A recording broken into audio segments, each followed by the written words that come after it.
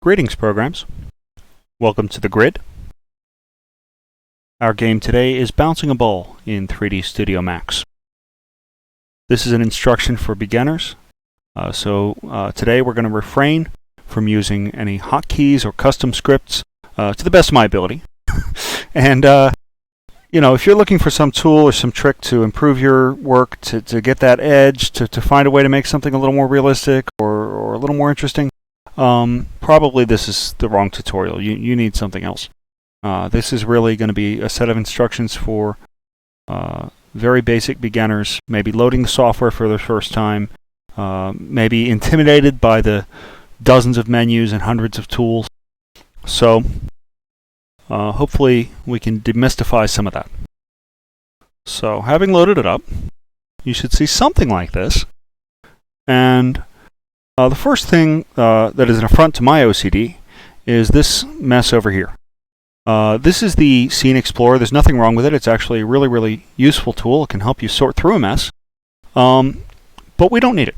We're going to have 2 objects in our scene, not hundreds. So I'm going to get rid of it. There's a couple ways to do that. Easiest way is probably to come up here to this button that happens to be beneath my Help menu. And it's called the Toggle Scene Explorer button. Yours might be a little to the left or right, depending on your screen. And we're going to click that. That's better. Good riddance. Okay. Let's make an object. So on the right-hand side, we have this Create menu. It's denoted by this plus sign. I guess it indicates that you're going to add something to the scene, right? And by default, the geometry category is selected. So you have boxes and spheres and cylinders and tubes and teapots, because teapots are really basic, right? Yeah, that's a natural shape that occurs in nature. Yeah, I don't know. There it is.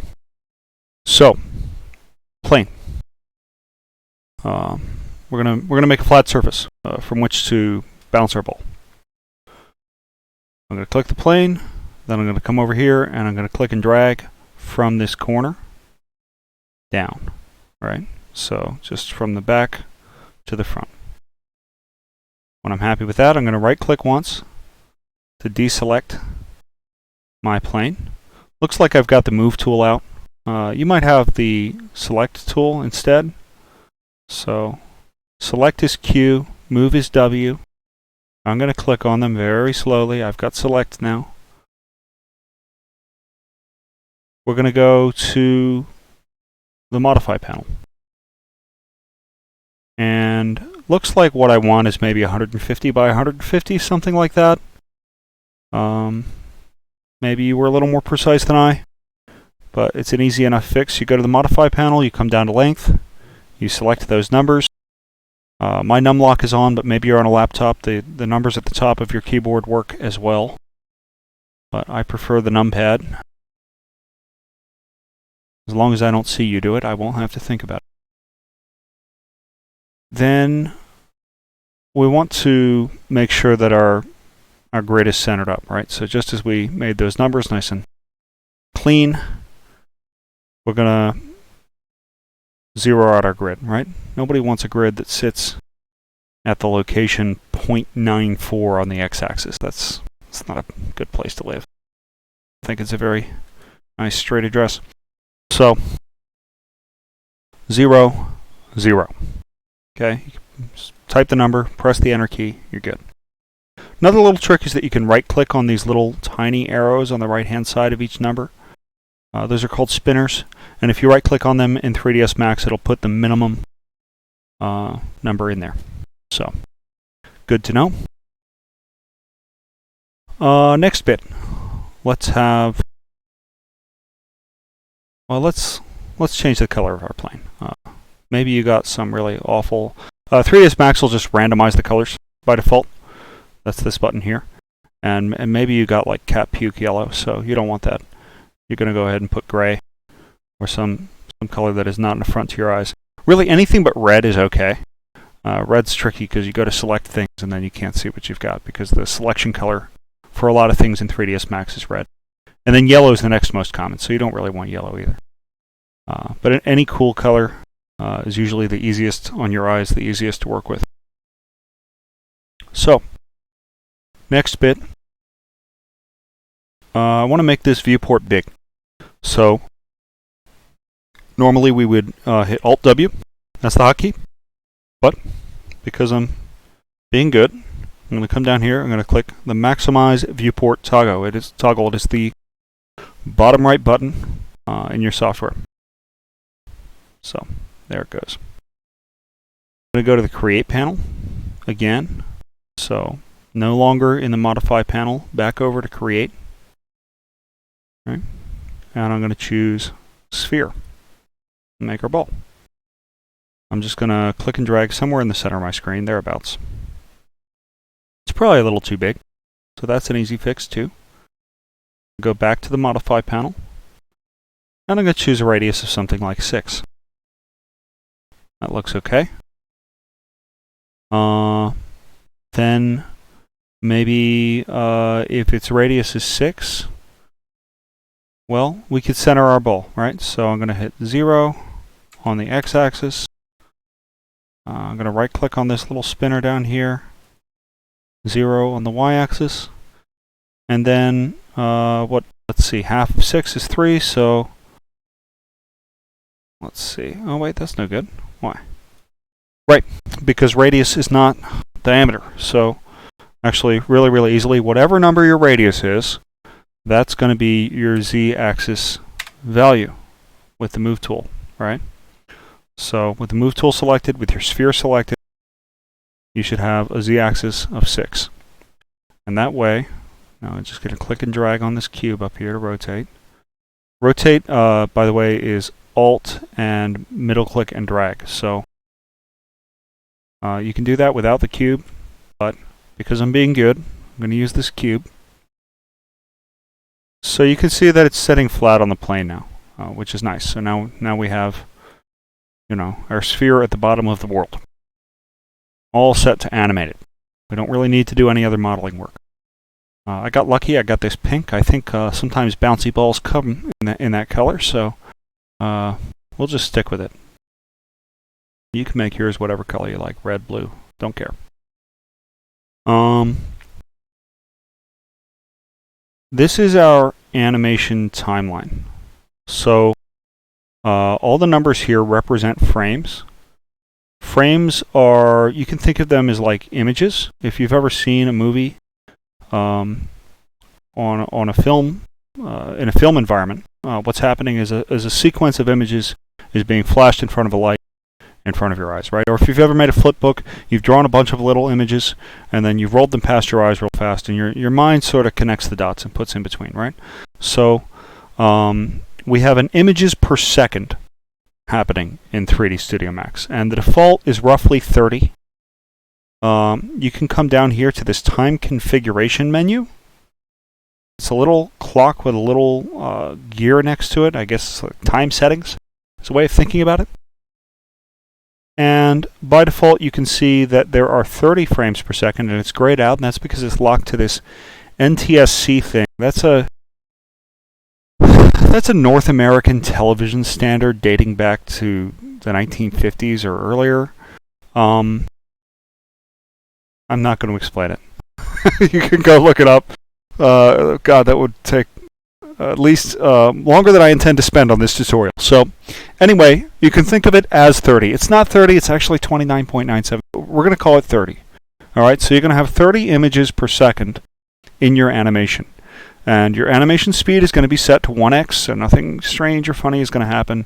And you're going to have 100 frames, well, 101 frames if you count the 0th frame, in your world. So that's about 3 seconds of animation at about 30 frames per second. It's really 3 1/3 and so forth, but you get the idea. Okay. So 3 seconds of a bouncing object should be enough trouble for one day. Here we go. I'm going to take my time slider and I'm going to move it to 10. And I am not going to turn on my keyframing yet, because I have to actually, at the start of the animation, I would like the sphere to be in the air. I would like for it to be dropped down. Yeah,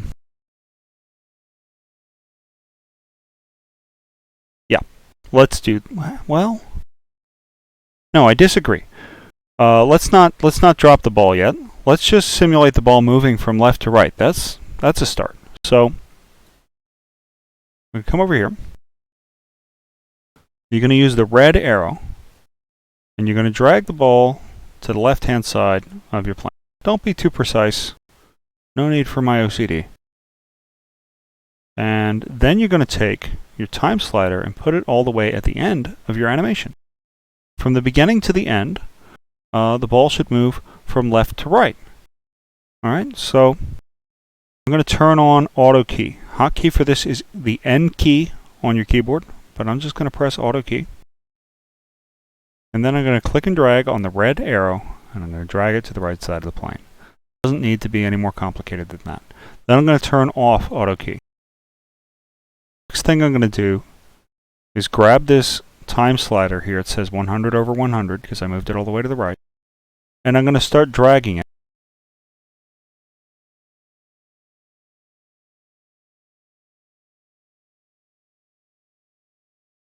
Press the play button. It speeds up, and then it slows down.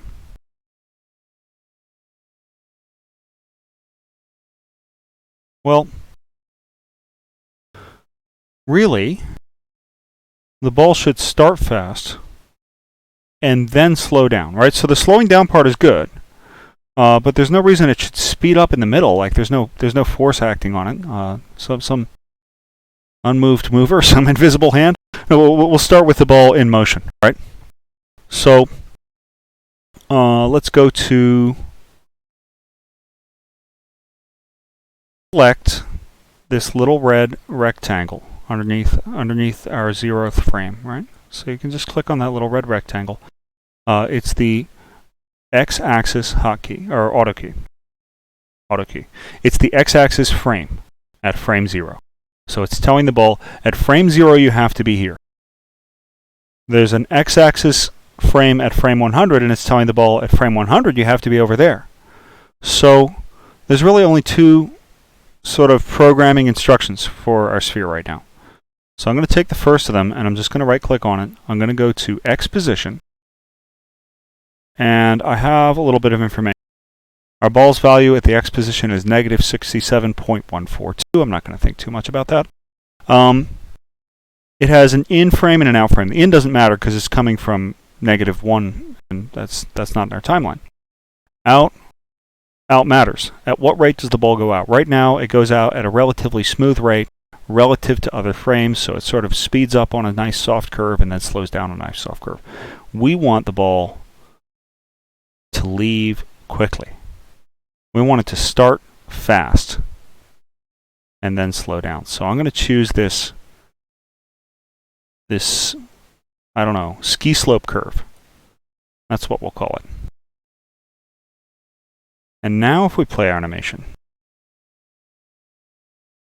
we can see that the ball starts out pretty fast and then sort of skids to a halt. And probably something like that if some kid dropped it. Okay. Good. We'll close that. Now, height. Well, like I said, I'm going to come out to frame number 10. Make sure auto key is off, right? Nothing's red. And I'm going to click on the Z axis, and I'm going to drag my ball up. Maybe just at the top edge of my screen a little bit. Maybe we could rotate a little bit. Pan a little. Right click to turn the panning off. Okay. That's a good height. And now now our ball is at this height the whole time. But we remember that 6 is the height of the ball sitting perfectly on the ground. So we're just going to use that number to make our lives easy. I'm going to come here to frame 10. I'm going to say in about 1/3 of a second, the ball hits the ground. Because it's, I don't know, 10 meters per second or something. We don't really have a scale. But I'm deciding that's fine. So I'm going to turn on auto key. And I could just drag the ball to the ground, right? But how would I ever eyeball it into place? Forget that. I'm going to just type 6 at Z, right? There. Now I know it's on the ground at frame 10. So I turn off my auto key. I'm going to scrub my time slider. Down it goes. All right, and then it goes back up. But that's an easy fix for later. At least the ball is coming down. And actually rather convincingly. And then it sort of skids off like it's in a 0G environment. So we're going to fix that. Next thing I want to do is just take frame 0. I'm going to draw a little band box around it, right? So frame 0 turns white. Make sure frame 10 is still red. Make sure auto key is off. And take frame 0 and select it so it's white. Then you're going to hold the shift key on your keyboard. And you're going to drag frame 0 over to 20. Oh, that's no good. Our ball bounced back that way. Oh, I see what's happening here. All right, forget that. Don't do that. We're just going to eyeball a height. Well, why don't we just eyeball a height? So, what was my height at frame 0? It was like 50? Well, how high should the ball go on the second bounce? Someone probably knows this physics-wise, right? I'm going to say it gets like 2/3 of the way back up. So, maybe it's a really, really bouncy ball. And I'm going to turn on auto key. And I'm going to set this maybe to like, what do you say? 40, 44 or something. 40. What is it? What's a third of 50? Should be. Oh, who knows?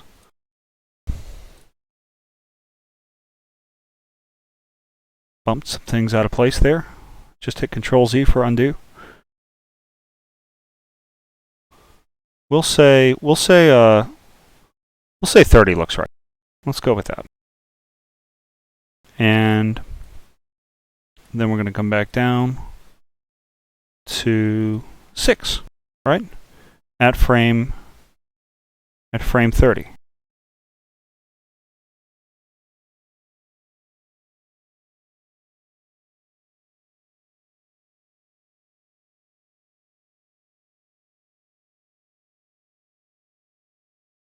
Then we're going to go to maybe something like 16.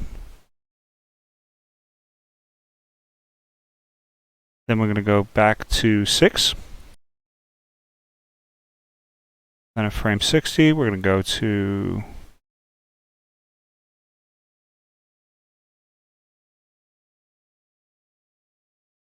eight-ish. Frame 70. Back down to 6. Frame 80. I don't know, something like 4. Oh, wait. No, 4's no good. Let's see. Well, maybe it should just be rolling by now. Well, we could say 7, I guess. All right. And 6. And very last frame should be 6 as well. So hopefully that'll. All right, let's see how that looks now.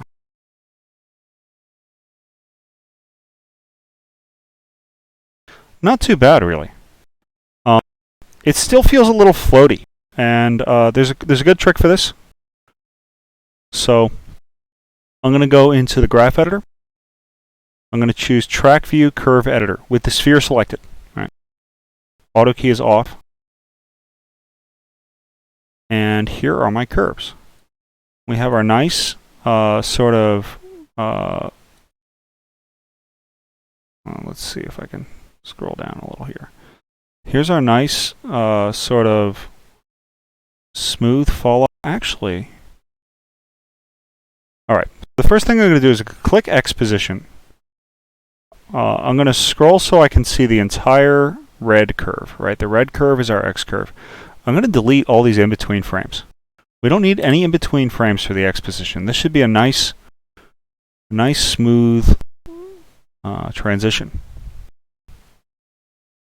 So you should have a frame at 0, a frame at 100. The frame at 0, here's the little dot. It's kind of represented as a vertex now because we're looking at time against the x-axis, right? So, haha, caught you. It's a 4-dimensional software tool. Time is a dimension, right? So, x and time. So we have our out that we set earlier, and then we have like just a basic smooth in. So there's our curve for left to right on the x-axis. Now I'm going to click. I don't really care about the y position. None of these keyframes matter because we're not moving anything on the y position. So if you were going to do some work on the y position, you might want to delete most of these in order to not have them interfere with your work. But we don't have to worry about it. Then we're going to go to the z position. And here is why our animation looks floaty. You can see that this is kind of like, looks like maybe an audio wave falling off or something. And it's sort of just very smooth, up, down, up, down, up, down. And that's not a bounce. A bounce is harsh at the point of attack, right? At the place where the object connects. It needs to be bouncy, right? So we can select one of these vertices, and we can right-click on it, and we have these tools again for controlling the speed at which it comes out in and the speed at which it comes out. We could also click and drag on these handles. I'm not going to do that. I'm going to do. That's an awful way. No, that's a fine way to do things. It's an awful way for an animation as repetitive as a bounce, right? Because you should be able to do a bunch of these at once. So you can right-click on it, and you can choose in, fast, out, fast. Those are the ski-slopey ones. They mean fast. All right? And you can see already it looks like a bounce. So if your blue curve, your z-position curve, looks like a bounce, congratulations. You have a bounce. I'm going to select every other keyframe, just all the ones at the bottoms. Maybe even these ones at the very end, just to give the subtle impression of a very small bounce. And I'm going to right-click on them, and now we get to control them all at once. So, ski slope, ski slope. Now we could do the same thing on the other side. At the very tops, we could switch these to the inverse slope, right? The inverse ski slope is the slow one, but I don't think it's going to make a difference.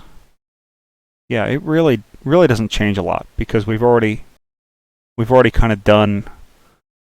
There's only so many places that the sphere can go between being here at this frame and being there at that frame, right? What 3ds Max is doing for us in between is drawing the in-between frames. That used to be somebody's job. Some poor sap had to go in there and draw Mickey Mouse's arm in between, like, you know, where the key animator, the lead animator, would decide Mickey Mouse's arm is here at this time and there at that time. And what happens in between is the in-betweener's problem, right? Thankfully, computers do that for us now. So some slave doesn't have to sit there and draw all the in-between frames. Okay. So, bounce, bounce, bounce. Kind of convincing. You know, not perfect probably, but certainly looks like what it is. Looks like what it intends to be. So that's usually our goal in animation. Sometimes you want to exaggerate things a little bit. So we could get into like stretching the ball and things like that. But if you have a bounce that looks kind of like this, then you're good. You're ready to export it. So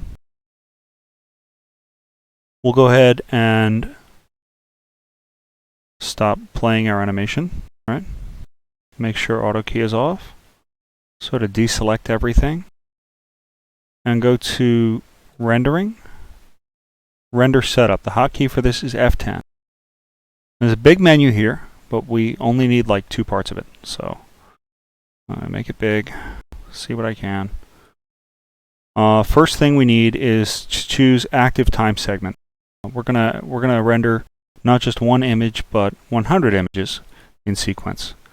And nobody wants like 100 JPEGs sitting in their file folder, so we're going to make sure it's a video.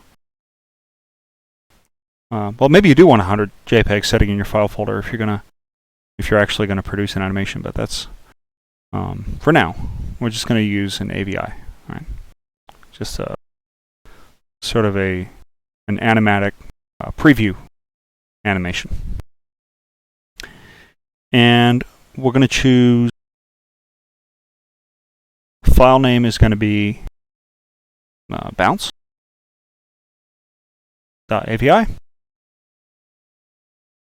and you're going to click save. And this menu will come up, and you're just going to leave it on the default. Default digital video encoding on your computer should be fine in the 21st century, in the third decade of the third millennium. Yeah. And going to assign a renderer? No, we don't need to do that. The default is fine. You're going to use the scanline render. 640 by 480 is fine. If you really want a HD bouncing ball, you can go there. But 640 by 480 is fine for today. And you've saved your file. You've chosen a place for it to go. You're going to press the render button. Unless you are working on a potato, this shouldn't take too awful long. There's not too much going on here.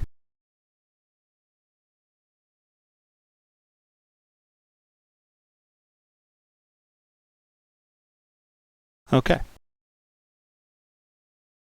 And you should be able then to go to your file folder where you've sent the object. In my case, the desktop. Well, let's see. Where's my file? There it is. Pretty simple. So that's it for today.